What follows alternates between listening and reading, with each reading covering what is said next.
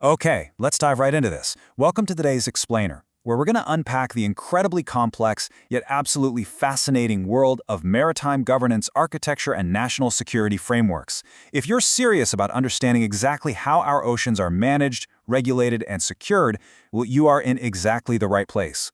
We're going to take this step by step so we can really grasp the big picture and nail down the exact terminology together.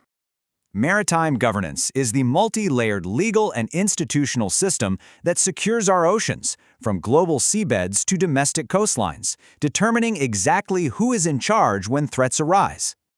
Here is our roadmap for today. First, global maritime governance. 2. Regional Indian Ocean actors. 3.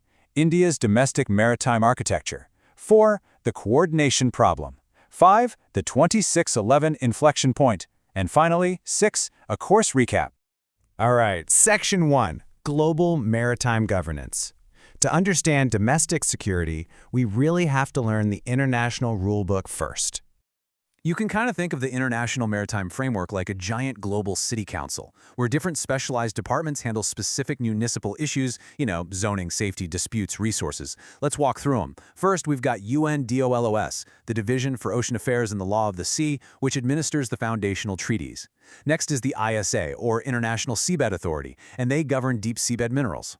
Then there's ITLOS, which is the judicial body for settling disputes. For the actual operational standards, we rely on the IMO, the International Maritime Organization, to handle shipping safety and security. The ILO, or International Labor Organization, manages seafarer welfare. And finally, the FAO, the Food and Agriculture Organization, governs global fisheries. Now let's look a little closer at that foundation. You can basically think of UNSLOS, the United Nations Convention on the Law of the Sea, as the master constitution for the oceans. It literally sets the rules for everything. So the strict legal rule you need to remember here is this. UNDOLOS is the administrative body that manages UNSLOS, while ITLOS, the International Tribunal for the Law of the Sea, is the specific judicial body that settles the disputes arising under it. And as a quick, notable connection for those of you following international law, Professor Bimal and Patel currently sits on ITLOS to adjudicate these exact kinds of disputes. Moving deeper, quite literally, we have the area. Imagine international airspace. It's air that belongs to no single country, right? It's shared globally. Well, the area is the oceanic equivalent for the ocean floor.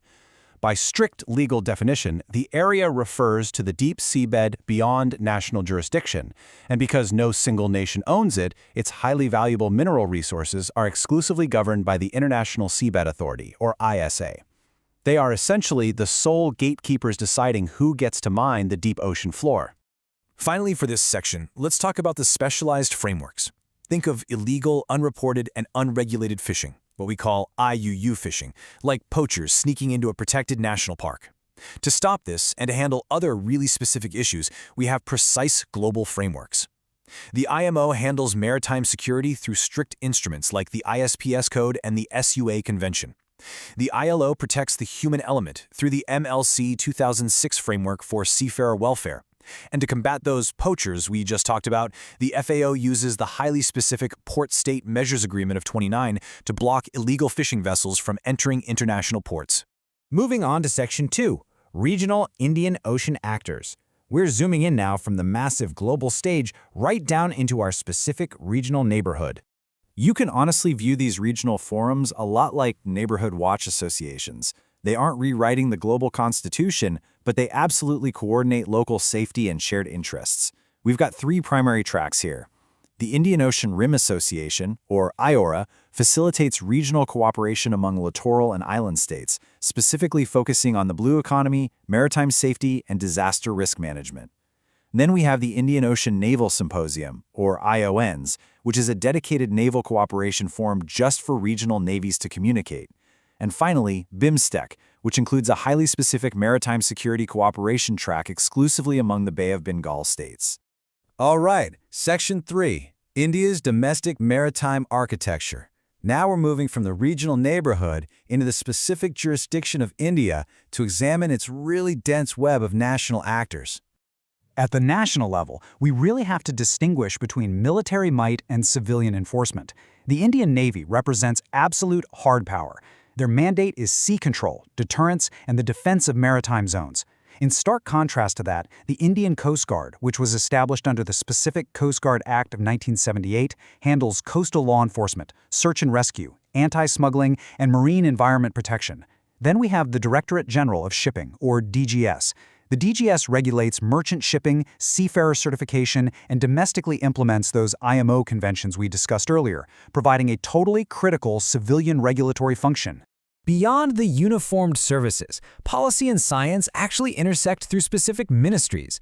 Think of these as specialized task forces. The Ministry of Ports, Shipping, and Waterways handles massive infrastructure policies, overseeing major projects like Sagarmala.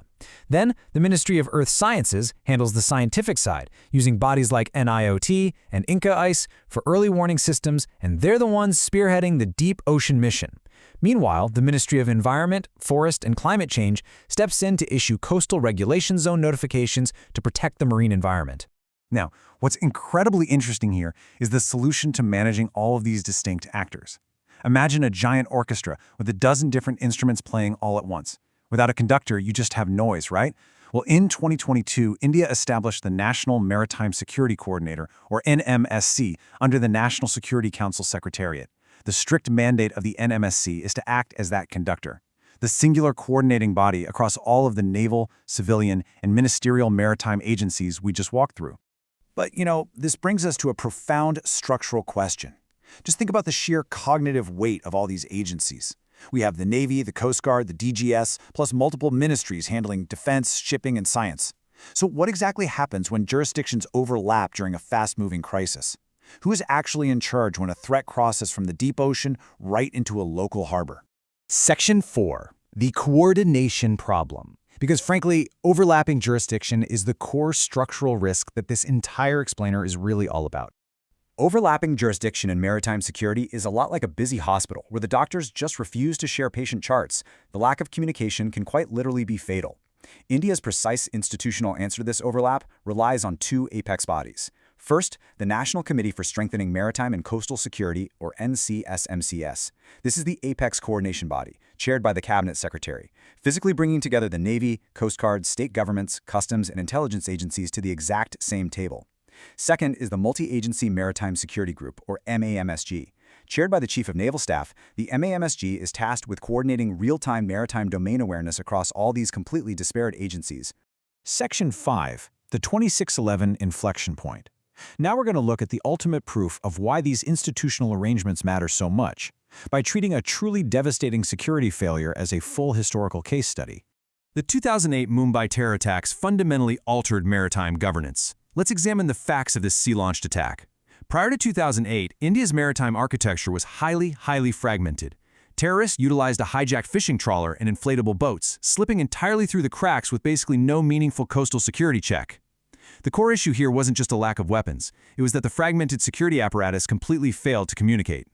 The holding, or the resulting action of this case, was a massive institutional rewiring. This failure directly triggered the creation of the NCMCS itself, the implementation of a coastal radar chain, mandatory fishing vessel registration, and a comprehensive vessel traffic management system.